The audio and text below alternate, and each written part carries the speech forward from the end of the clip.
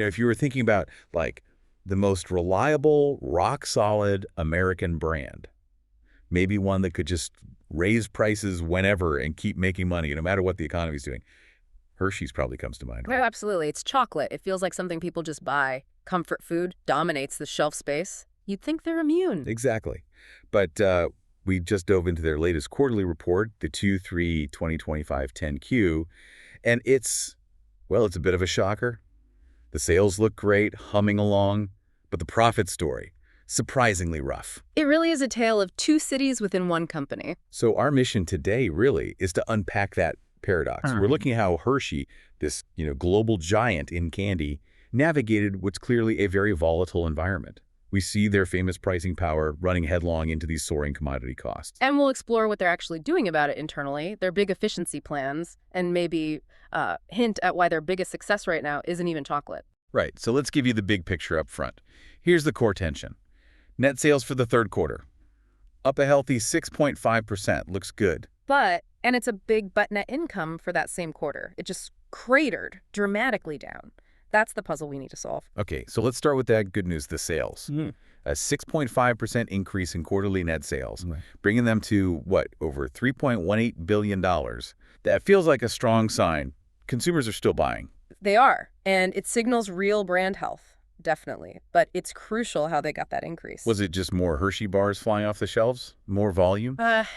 Not really, no. The filing is pretty clear. That growth was almost entirely driven by pricing. About 6% favorable price realization is the term they use. So basically they charged about 6% more, and people paid it. Pretty much, yeah. And that ability to raise prices and have customers stick with you, that shows just how essential maybe these products feel to people. It's real pricing power in action. Okay, so the top line, the revenue, is looking pretty solid.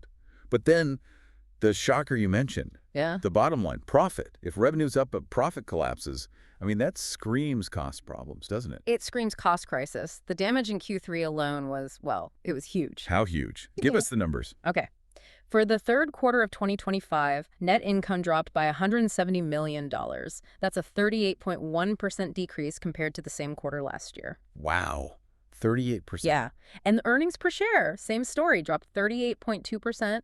It went from $2.20 a share in Q3 last year down to just $1.36 this quarter. So almost 40 cents of profit gone for every dollar they made last year, just like that, in 3 months. That's staggering. What's the best way to see that cost pressure in the financials? Where does it show up most clearly? You look straight at the gross margin. That's simply the money left after they pay for the ingredients, the cocoa, the sugar, the manufacturing. And what happened there? It fell off a cliff. Gross margin dropped by 870 basis points. Wait, hang on. 870 basis points. That's 8.7 percentage points. It is massive. Think about it. Their margin went from about 41.3% in Q3 last year down to 32.6% this year.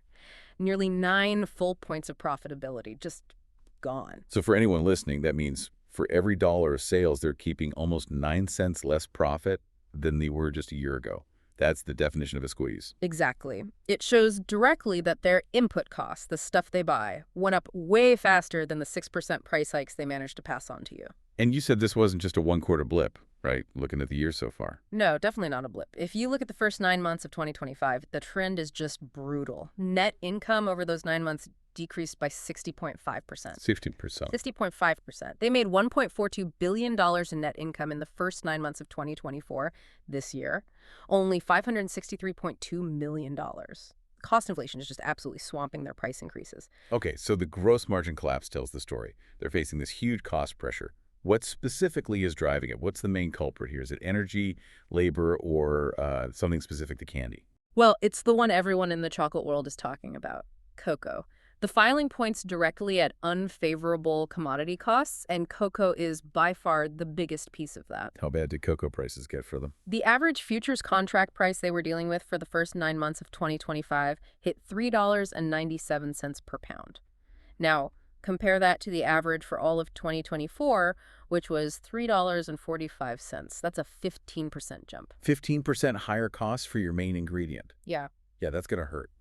Instantly. Yeah, and it gets a little more complicated because the filing also mentions a secondary hit they took. It's related to their hedging strategies. The strategies meant to protect them from price swings actually hurt them. How does that work? Yeah, it sounds counterintuitive, but it's about accounting rules and market volatility. They took a $244.4 million unfavorable mark-to-market hit related to their commodity derivatives in the first 9 months. Okay, break that down. Mark-to-market derivative. So big companies use financial tools, derivatives like futures contracts, to try and lock in prices for commodities like cocoa for the future. It's supposed to give them cost stability. Right, makes sense. But when the actual market price, the spot price for cocoa, suddenly shoots way higher than the price they locked in, accounting rules say they have to immediately recognize a loss on paper for the difference. It reflects the current negative value of that contract. So that $244 million isn't cash they actually spent buying cocoa at that moment. Not necessarily, no. It's more like an accounting charge showing how much their protective bets are currently underwater because the real market price went crazy. That's a good way to put it, yes. They got hit by the actual rising cost of cocoa and by the financial instruments designed to manage that risk because the market moved so extremely. Double whammy. Wow, okay. Any other cost pressures mentioned? They also note that increasing tariff costs played a role in the higher cost of sales. Geopolitical stuff, trade friction, that adds to the burden too. So, faced with these huge external pressures, runaway cocoa, tricky hedges, tariffs, what can Hershey actually do? They can't control the global cocoa market. What's their internal response? Their big strategic answer is something they call the Advancing Agility and Automation Initiative. You'll see it called AAA. AAA. Okay, what is it? It's a major multi-year program running from 2024 through 2026. The goal is basically to make the company more efficient, more automated, streamline things, and ultimately save money. They're targeting ongoing annual savings of about $400 million by the time it's fully implemented. $400 million in savings. That sounds significant. But you mentioned they just lost $170 million in profit in one quarter. Does $400 million over several years feel ambitious enough? Especially since it costs money to implement, right? That's the gamble, isn't it? It does cost money up front. The filing says they've already recognized $169.1 million in costs for AAA since it started. So right now, it's actually adding to the cost pressure. They're spending money now, hoping to save much more later. Exactly. They're betting that by 2026, those $400 million in annual savings will be there, and hopefully commodity markets will have calmed down somewhat. But it's a bet on the future, while the present is pretty painful. Yeah, it's a tough spot. We also saw something else in the filing, something about adapting to regulations, changing ingredients. Yes, that was interesting. It shows they're looking ahead on other fronts, too.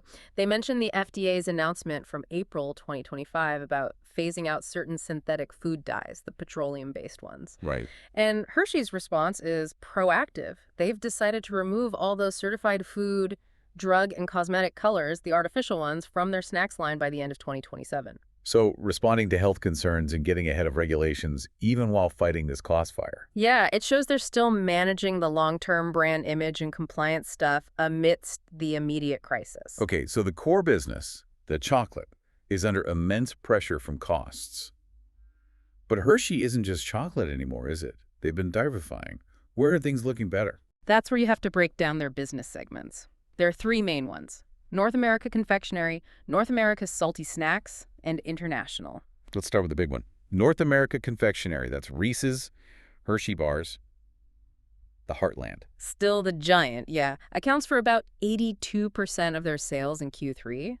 And sales were up 5.6%, mainly due to those price increases we talked about. But there's always a but today, it seems. There is. That price increase came at a cost. For the first time, really visibly, we saw volume decline. Confectionery volume dropped by about 1%. So some people did say no thanks to the higher price. That elasticity finally showing up. Exactly. Maybe that $1.50 candy bar hitting $1.60 or more. A small percentage of consumers pulled back. It's a warning sign. And what did that volume dip, combined with the huge cost inflation, do to the profit of the confectionery segment? It hammered it. North America Confectionery segment income dropped sharply, down 21.2% in Q3. This is where the cocoa crisis really bites. Okay, so the core engine is sputtering profit-wise. Where's the good news then? Where's the growth? The undisputed bright spot is North America Salty Snacks. Think Skinny Pop, Dots Pretzels, Pirate's Booty. Right, the brands they've acquired. Exactly. And here, the story is much better. Net sales were up a strong 10.0% in Q3. And crucially, Let me guess, volume was up. volume was up significantly, about an 11% increase in volume for salty snacks. People are buying more pretzels, more popcorn. So that growth isn't just price hikes, it's genuine demand for those brands. Correct. And as a result, the segment income for salty snacks was actually up 6.9% in Q3. It's profitable growth driven by volume. That's the sweet spot, pardon the pun. And this focus on snacks, it's clearly strategic. They're still buying in this area, aren't they? Oh, yeah, they're actively building that portfolio. They bought the Sour Strips candy brand late last year. But more on the snack side, in 2025, they bought the North American rights for the Fulfill protein bar brand for about $74 million. Fulfill, okay. And they also announced they're buying Lesser Evil. They make organic popcorn and those puff snacks. That deal should close by the end of this year. So yes, they are aggressively betting on snacks. Smart move, diversifying away from the cocoa problem. What about the third segment, international? Smaller, but how did it fare? International is, well, it's a dramatic story too. Sales looked okay on the surface, up 12.1% in Q3. They managed price hikes in places like Europe, Mexico, Brazil. Okay, sounds good, Oh. but I sense another but coming. You sense correctly. The costs overseas seem to have hit even harder, or maybe their pricing power isn't quite as strong internationally, because the segment went from making a $14.2 million profit in Q3 last year Yeah? to posting a loss of $13.6 million in Q3 this year. Wow, a loss. From profit to loss. That's a huge swing. It's a massive swing, almost $28 million difference in profitability. It really suggests that outside their home turf in North America, navigating this high-cost environment is even tougher. Maybe manufacturing costs, currency issues, whatever it is. The international segment took a major hit. So with profits under this much pressure, especially in the core business, you might think their cash flow would be suffering badly. Are they running low on cash? Actually, no. And this is where some smart financial management comes in. Their cash position looks surprisingly strong. Cash and equivalents actually grew significantly. They ended Q3 with $1.2 billion in cash. How?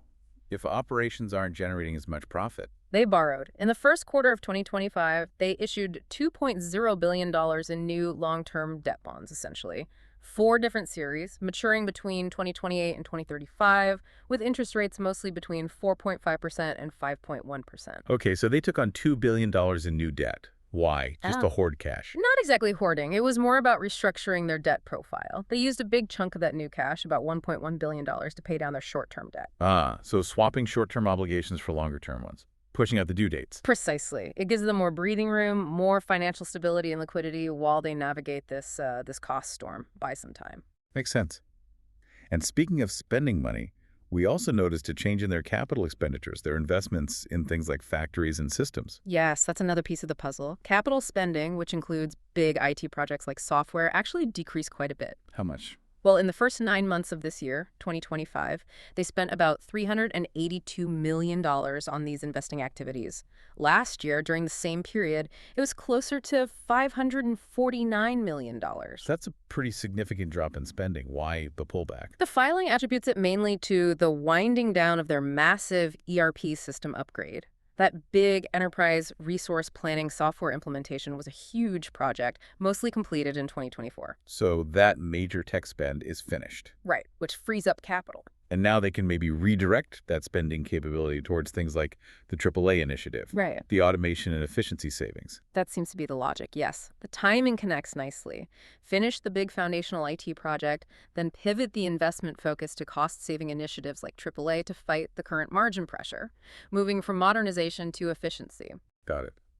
Any other financial housekeeping notes? Just one quick thing on future expenses. They mentioned they still have about $99 million in stock-based compensation expense related to employee awards that haven't vested yet.